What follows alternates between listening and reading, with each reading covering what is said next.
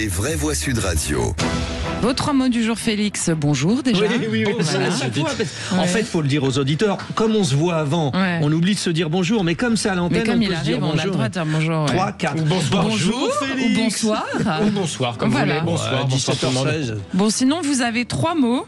Gîte, distribution et deal. Avec ce bilan désormais 4 morts et 1 disparu dans ce dramatique incident d'un gîte pour adultes handicapés à Montmoreau en Charente la nuit dernière. Les flammes sont parties vers 4h30 pour une raison encore inconnue la nuit dernière. Donald Trump annonce la mise en place de centres de distribution d'aide humanitaire à Gaza. Le président des États-Unis prend ses distances avec Benjamin Netanyahou à propos de la réalité de la famine sur place.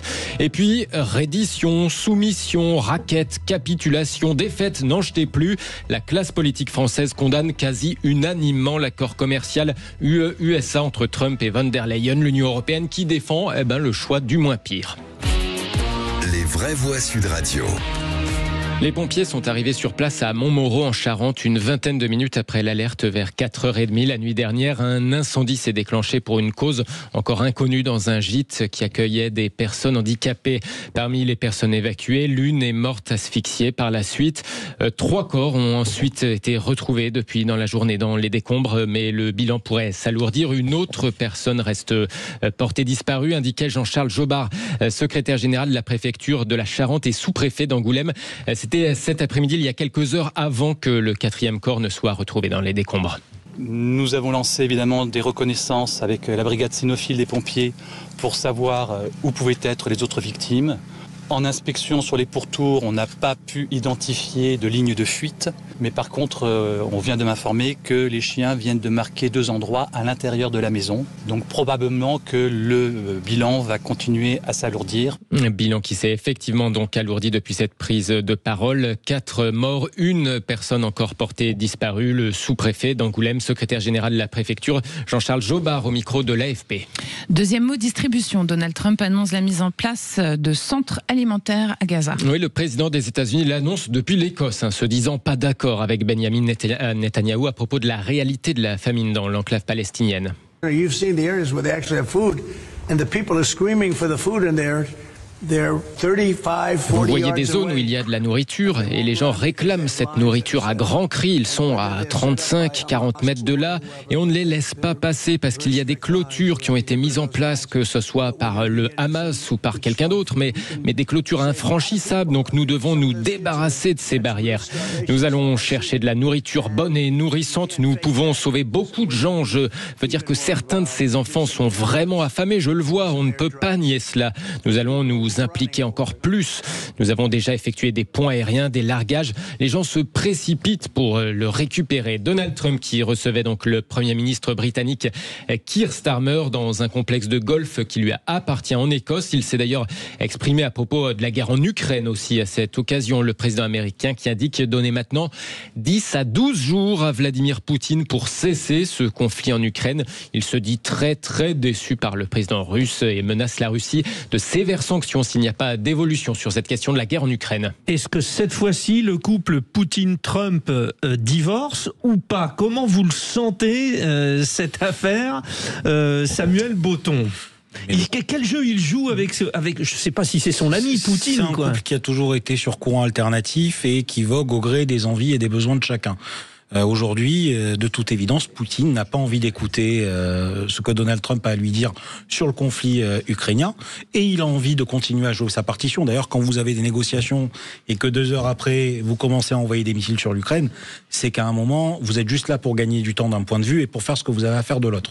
Tout simplement. Jean Dorido, docteur, c'est je t'aime moi non plus. Oui, ouais, ce sont 2 mâles dominants, quoi. Oui, voilà. Combien dominants, donc forcément, c'est celui qui parlera le plus fort. Maintenant, quand même, on le voit dans l'actualité même du jour. Quand même, c'est un fait que Trump, là, on a l'impression quand même qu'il fait un peu la pluie et le beau temps dans beaucoup de régions du monde. Alors bon, en ce moment, le conflit au Moyen-Orient, l'emporte, j'imagine, en termes d'énergie, mais enfin. Quand même, le Vladimir Poutine, il a quand même du répondant ça en face. Même sa défaite face à la Chine. Oui, c'est un fait. En France, un nouveau mandat d'arrêt a été requis contre Bachar el-Assad. Oui, Félix. après l'annulation par la Cour de cassation d'un premier mandat d'arrêt contre l'ex-président syrien pour les attaques chimiques mortelles en Syrie en 2013, eh bien le parquet national antiterroriste requiert de nouveau aujourd'hui l'émission d'un nouveau mandat d'arrêt. L'ancien dictateur n'étant cette fois plus protégé par l'immunité personnelle des chefs d'État en exercice. Le parquet national antiterroriste qui indique le requérir ce mandat d'arrêt pour les chefs de complicité de crimes contre l'humanité, mais aussi complicité de crimes de guerre. On peut se poser la question, Jean Dorido, de l'annulation déjà par la Cour de cassation de ce premier mandat d'arrêt. Comment ça se fait qu'on annule un mandat d'arrêt contre pour le coup, on peut l'appeler un génocidaire. Hein. Oui, enfin, de ce que j'en connais, la Cour de cassation, elle est vraiment sur le droit, quoi. Elle dit le droit, donc il suffit, si j'ose dire, qu'il y ait à un moment une procédure qui ne soit pas respectée à la lettre. Elle ne se prononce pas sur le fond. Elle se prononce sur la forme. Donc bon, il y avait la question de l'immunité des chefs d'État, évidemment, même s'il est désormais renversé. L'idée qu'il était au pouvoir au moment des faits qui lui sont reprochés, que c'était dans le cadre de ses fonctions, même si ça paraît de loin très, très difficile à entendre. Samuel Botton, France-Syrie, une longue histoire, et la France qui essaye de se positionner avec le président Macron qui a reçu le nouveau leader. La France fait ce qu'elle peut à l'international, son pouvoir d'attraction n'est plus aussi fort qu'avant. Je pense qu'effectivement, Emmanuel Macron, il a ce besoin d'aller sur ces questions-là pour continuer à imposer son style et à émerger face à une politique intérieure qui, elle, patauge beaucoup. Et puis après, oui, c'est des relations contrariées entre les uns et les autres, mais ça fait déjà plusieurs années que c'est le cas. Comme je dis, on a toujours du mal à intégrer et concevoir des relations diplomatiques quand on est face à une dictature. Félix, troisième mot qui va nous amener vers le grand débat d'ailleurs. Deal, la Commission européenne défend son accord avec Donald Trump. Une taxe de 15% non réciproque sur les produits européens qui arrivent aux États-Unis. Un engagement européen aussi à acheter plus de produits américains en échange de pas grand-chose, si ce n'est ces droits de douane donc à 15% entre guillemets seulement, enfin en tout cas non plus 30%. Après ce deal en Écosse entre Donald Trump et Ursula von der Leyen, le Premier ministre François Bayrou parle sur les réseaux sociaux d'un jour sombre, celui où une alliance de peuples libres rassemblés pour affirmer leurs valeurs et défendre leurs intérêts se résout à la soumission. Ce sont les mots très forts, ça, de François Bayrou. Dans presque tous les partis, en fait, en France, comme en Écho, sont brandis les mots reddition, raquette, défaite. Donald Trump a mangé Ursula von der Leyen au petit déjeuner. Ça, c'est le Hongrois Viktor Orban qui le dit. Alors, vous l'aurez compris, la commission... Je sais pas si c'était très bon. Hein. C'était peut-être un peu indigeste, qui sait. La Commission européenne, forcément placée sur la défensive cet après-midi, qui défend quelque part le choix du moins pire. Therefore, with full consciousness, I'm 100% sure that this deal is better than the trade war with the United States. En pleine conscience, je suis sûr à 100% que cet accord est meilleur qu'une guerre commerciale avec les États-Unis, plaide par exemple Maroš Šefčovič, commissaire européen en charge du commerce. Même la très très à droite italienne Giorgia Meloni semble quelque part un peu résolue.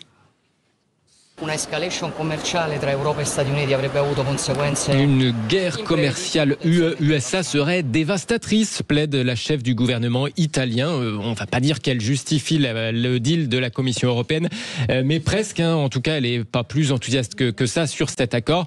Mais quelque part, Giorgia Meloni le justifie en indiquant que là encore, cette logique du moins pire, l'idée qu'une guerre commerciale serait pire que tout avec les États-Unis. Merci Félix.